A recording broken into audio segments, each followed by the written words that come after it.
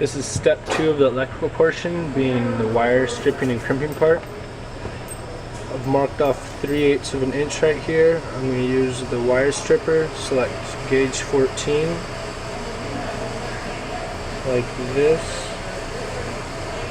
Let's pinch it around a bit, and then pull, and it hopefully will come out. And you have that.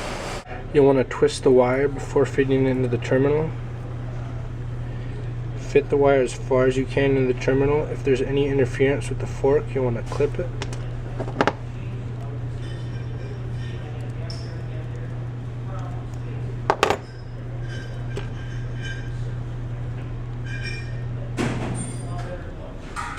We'll then crimp with the appropriate size, 14 right here. When you crimp, you want the crimp to be flat with the fork like this. And apply pressure.